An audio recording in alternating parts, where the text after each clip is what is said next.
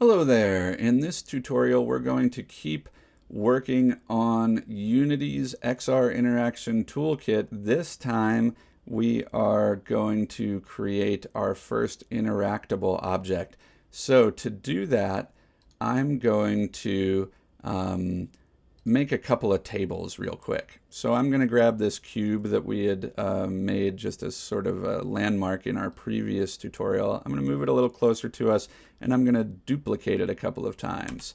So now I've got 3 cubes. I'm going to move the first one a little bit to the left, and I'm going to move the third one a little bit to the right. So now we've got some tables here. And at this point, I think it's a good time to remind you to eat your vegetables and make your bed and organize your hierarchy. So we've been starting to pile things up enough that it might be getting a little confusing here. So I'd like to show you that you can click and drag things to different places in terms of order in the hierarchy. And you can also use empty game objects as a kind of organizer. So I'm going to right click and create an empty, and I'm just going to give it a name that is like a dividing line. So I'm going to use like equals signs a couple of times and then type VR setup and then a few more equal signs. This game object is not meant to do anything. I'm just gonna reset its transform to the origin, and all it's for is splitting up my hierarchy. So now I know that everything below it is like the stuff that makes the VR system work, and everything above it is what's actually in my scene. Likewise, I've got a bunch of things called cube. And you know, maybe that works for me for now, but eventually I'm going to have a problem. For example, the next thing I want to do is duplicate this cube again, but I want it to be a little tiny baby cube sitting on top of this table. So it really shouldn't be named cube anymore. I'm going to call this one button cube.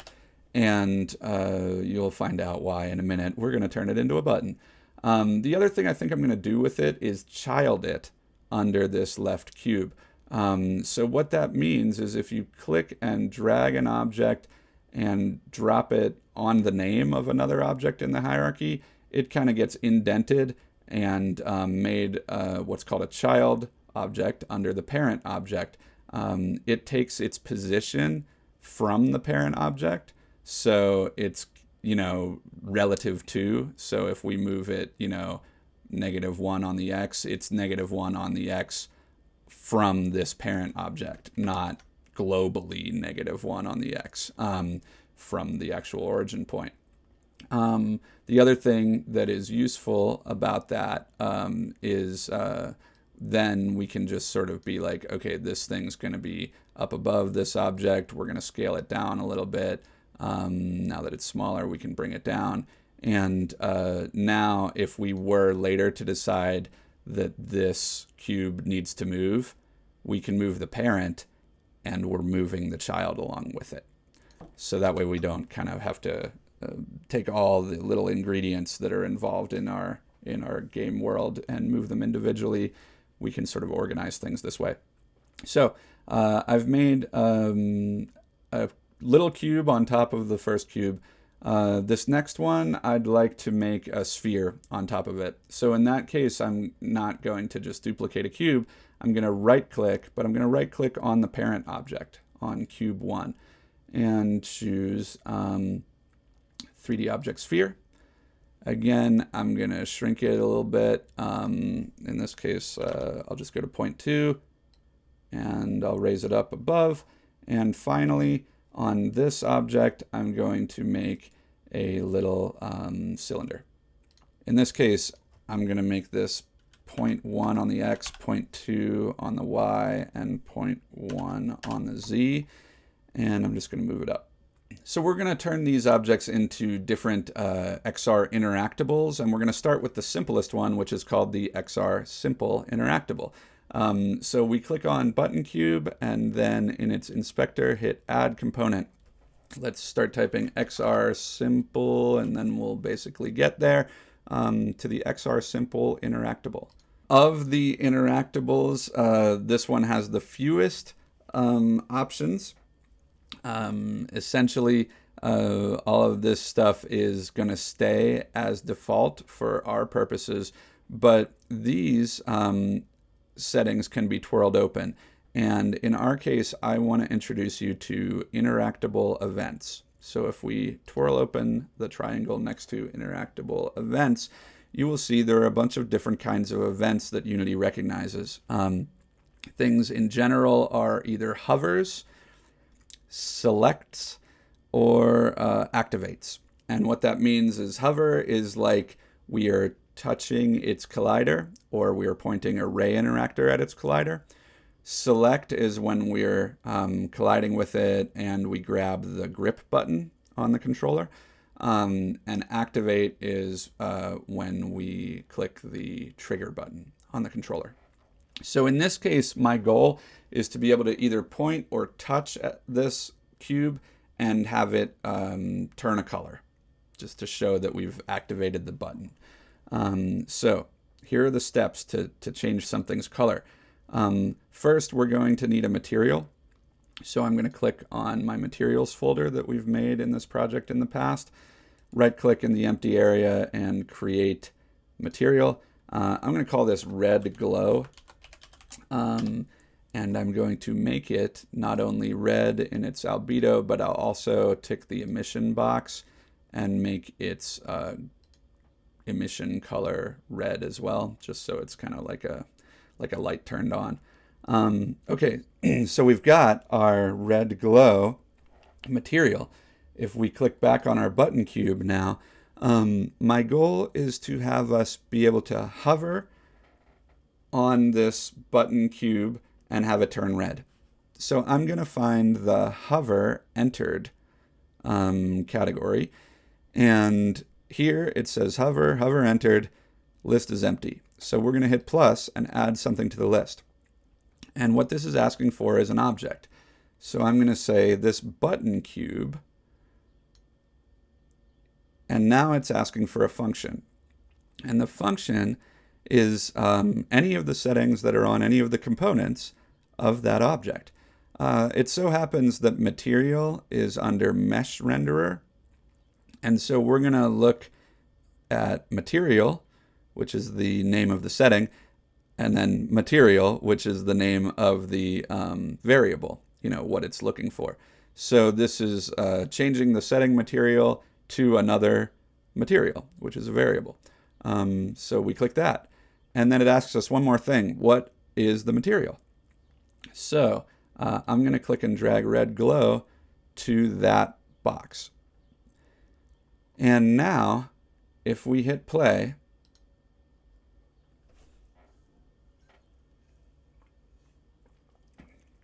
in this case, I'm in my XR device simulator because I don't have my headset attached at the moment. And so I should be able to move and point that ray interactor at this cube. So when I take control of my left controller, hitting the T key, I can point it, and ta-da, I have successfully hovered that object and turned it red. So now that we have the basics of our XR simple interactable set up, let's have a couple more things happen. So when we hover entered, we made our button red, but now I think I would like it to stop being red when I'm not hovering over it. So to do that, we need to make a hover exit event. And in this case, because we're just using the default material on all of these things, it's not enough to just have it no longer be red. We're going to have to actually reassign a white material to it.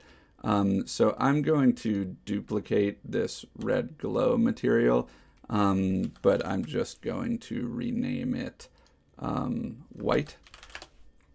And I'm going to make it white with no emission. So now we're going to follow the same logic except in the hover exit. So we add something, we add that button cube, we change its mesh renderer material and change it to white.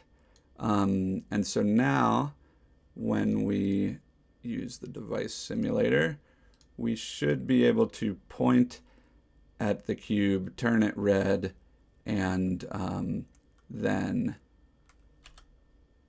have it turn white again when we leave. Excellent. Okay, so that's functioning like a button. The only thing now is that the button doesn't do anything besides turn red.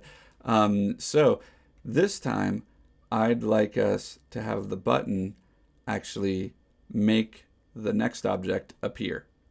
So this is going to be the very beginnings of us thinking through like a quest or a task or an escape room, you know, that you have to touch the button for the ball to even exist, and then maybe the ball does something. So we're going to go to our button, and on hover, not only are we going to turn it red, but we want to do a second thing at the same time. So that means we can add a plus to have more actions triggered by the hover event. In this case, we're going to do something to the sphere object now. And what we're going to do is go under no function. And then in terms of the game object, we're just going to make it not be active. We basically want to disable this whole sphere. So we can do that with the setActive function, which is looking for a Boolean, which is a computer sciencey term for on or off, yes or no, true or false. And so that's depicted in Unity as a tick box. So right now it's set off. So what this means is, like, when we hover over the cube, turn the sphere off. But that's actually the opposite of what we want. We want to turn the sphere on, which means that the sphere should be off at the beginning of the game. So the last step would be to go to the sphere, and up here to the left of its name, that's its enable function. That's its set active, so to speak. So we're going to start with the sphere set not active. So let's hit play and try that out. Okay, so now not only do we turn the button red when we point at it, but we also generate a sphere. Excellent. Now what I'd like to do with the sphere is move on to our second level of XR interactable, and that's called the XR grab interactable.